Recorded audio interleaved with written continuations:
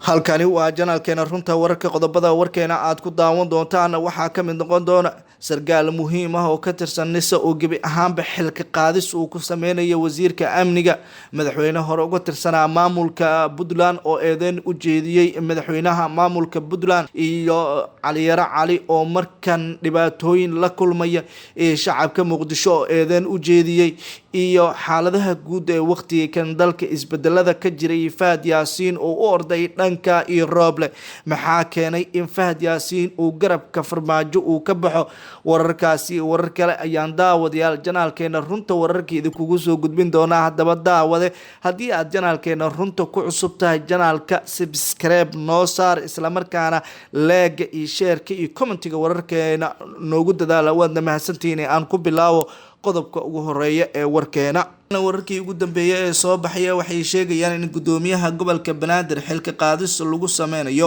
gudoomiyaha gobolka Banaadir Cumar Filish ayaa waxa la sheegayaa in uu xilka qaadis uu ku sameeyo ra'iisul wasaare Maxamed Xuseen Rooble wararkii ugu dambeeyay aan helnay ayaa waxay sheegayaan in ra'iisul wasaaraha uu qorsheynayo in gabi ahaanba xilka laga qaado kadib kulan ay yeeshaan golaha wasiirada kaasi oo go'aan cad laga qaadanayo gudoomiyaha gobolka Banaadir Cumar Filish ayaa waxa la sheegay inuu taageero weyn u yahay Maxamed Cabdullaahi Maxamed Farmaajo tanina waxay u muuqanaysaa in awood ciidan uu waqti kan uu doonayo in uu wax waliba uu ku bedelo ra'iisul wasaare Maxamed Xuseen Rooble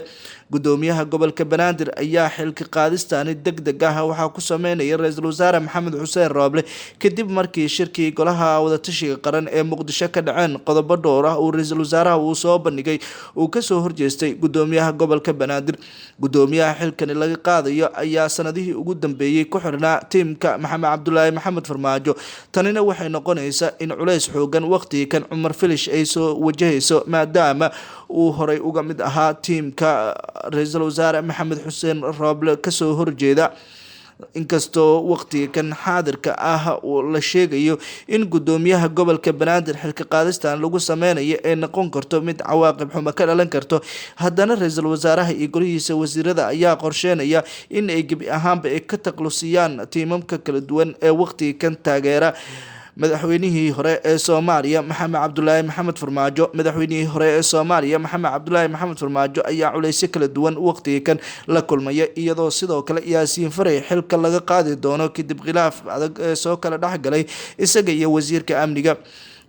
amniga Cabdullaahi Maxamed Nuur ayaa waxa uu qorsheynayaa in uu ka taqlusiyo taliyaha kumeel gaarka ah ee hay'adda nabad sugidda iyo sirdoonka qaranka isla markaana uu hadda qorshayaal waaweyn uu doonayo in uu sameeyo wasiirka amniga Cabdullaahi Maxamed Nuur ayaa bilihii ugu dambeeyay waxa uu waday dardar aad u xoogan iyadoona hadda taliyaha sida kumeel gaarka ah ee NISA ay go'aan kama dambaysa ay ka soo saari doonaan golaha wasiirada ayaana codka kalsoonida ah u qaadi doono Yaasiin Faray iyadoona Yaasiin Faray hadda cabsi xoogan ay soo wajahday kadib markii uu si weyn uga soo horjeestay amarada wasiirka amniga ay ahayd in gabi ahaanba ciidamada NISA laga soo saaro garoonka Aadan Cadde International Airport asaate waxa uu Yaasiin Faray taasi bedelkeeda uu sameeyay in uu ciidamo fara badan uu geeyay garoonka diyaaradaha arrinkaasi ayaa dhabarjab weyn waxay ku noqotay wasiirka amniga ayaa caro xoogan ka qaaday ciidamada faraha badan ee la geeyay gegada diyaaradaha Aadan Cabdulle Cismaan Aadan Cadde ee ka amar qaatay Yaasiin Faray ayaa waxa uu kamid yahay kooxaha sida weyn uga soo horjeeda go'aanka golaha wasiirada uu hogaamiyo Maxamed Xuseen Rooble horay ayaa wasiirka amniga uu u sheegay cidii amarkiisa qaada weysay ee kamid ah laamaha amniga inuu talaabo adag uu ka qaadi doono ka xilka qaadista Yaasiin Faray ayaana soo dadejinayso iyadoo maalmihii ugu dambeeyay go'aamada wasiirka amniga uu ka soo horjeesanayay go'aamada wasiirka amniga ayaa hadda waxay u muuqanaysaa in uu Yaasiin Faray xilkiisa uu ku weynayo iyadoo gibi ahaanba aan la ogeyn sidoo kale Farxaan Qaroole halka uu ku dambeeyo khilaafka xoogan ee hadda ka dhex jira hay'adda nabad sugidda iyo sirdoonka qaranka iyo wasiirka amniga xukuumadda Soomaaliya ayaa waxay noqon doonaan in saraakiil fara badan oo kamid ah wasaaradda amniga ay howlo badan ay ka sameeyaan xarumaha kala duwan ee hay'adda nabad sugidda iyo sirdoonka qaranka wasiirka amniga ayaana qorshihiisa ugu weyn waxa uu yahay inuu ka taqlusiyo Yaasiin Faray isla markaana taliyo cusub oo u soo magacaabo hay'adda nabad sugidda iyo sirdoonka qaranka dhanka kale Fahad Yaasiin Xaaji Daahir ayaa waxa uu la saftay ra'iisul wasaare Maxamed Xuseen Rooble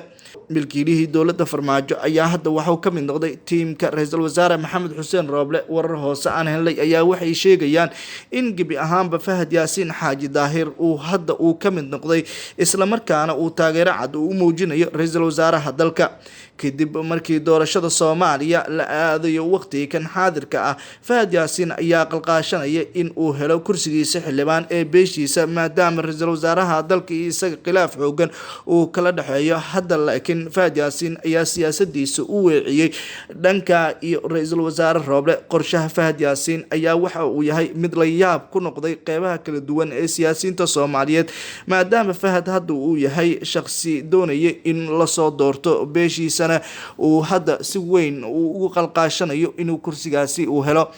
kooxda farmaajo ayaa hadda waxa ay wadaa qorshayaal halis ah oo ay ku doonayso in ay ra-iisul wasaare Rooble shirqoolo waaweyn ee ugu maleegto. haddii sidaani ay dhacdo in Fahad Yaasiin loo ogolaado in uu tartamo islamarkaana waxaa hadda ay u muuqanaysaa in farmaajo uu si weyn uga caroonayo. farmaajo iyo Fahad Yaasiin ayaa horey waxay u ahaayeen kuwo aad isugu dhow inkastoo hadda ay kala fogaanayaan. haddana sababaha ay u kala fogaanayaan ayaa waxaa lagu micneynayaa in siyaasadda Fahad Yaasiin ay tahay in uu wejiyo kale uu la soo baxo inkastoo wejigan uu la soo baxay ee ah inuu heshiis ula galo ra-iisul wasaare Rooble ay noqon karto carqalad kale uu mar kale uu geli doono ra-iisul wasaare Rooble waa haddii uu soo dhaweysto Fahad Yaasiin Xaaji Daahir. dhanka kale madaxweynihii hore ee maamulka Puntland Cabdiweli Maxamed Cali Gaas ayaa eedan u jeediyay madaxweynaha maamulka Puntland.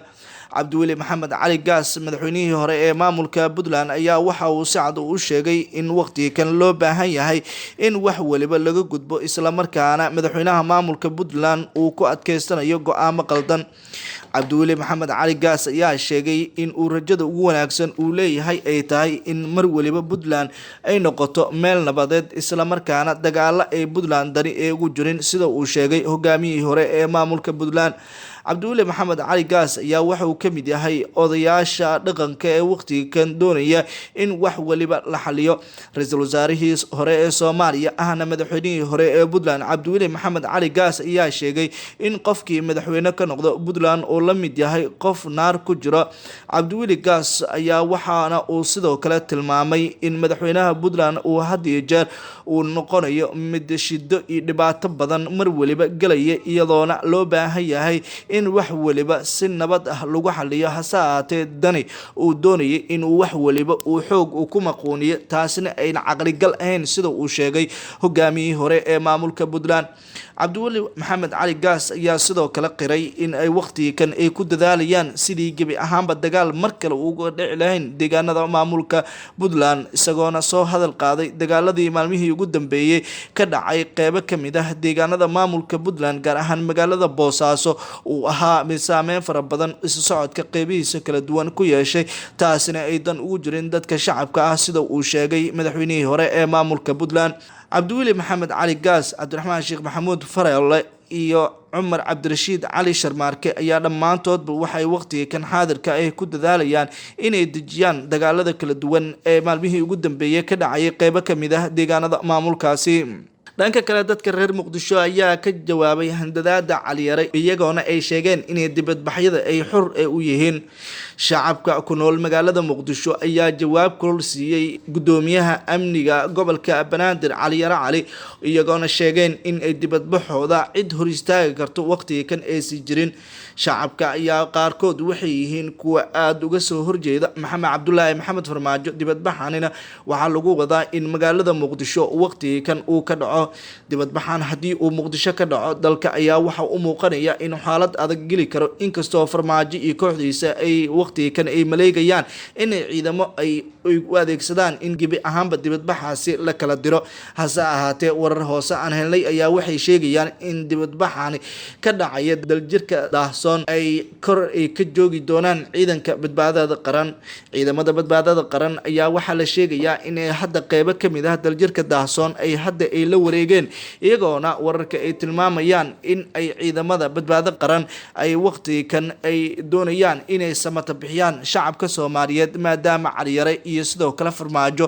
ay doonayaan in dagaal iyo sidoo kale dhibaatooyin ay ka geystaan daljirka Daahsoon. guud ahaan daawadayaal warkii oo aad ka daawanayseen janaalkeena runta wararka saaxiibada aan jecelnahay waa naga intaa. haddaba daawada haddii aad janaalkeena runta wararka ku cusub tahay janaalka subscribe noo saar isla markaana wararkeena like share iyo commentiga noo soo saara. waadna mahadsantihiin sida wacan aad mar walba noo tixgelisaan.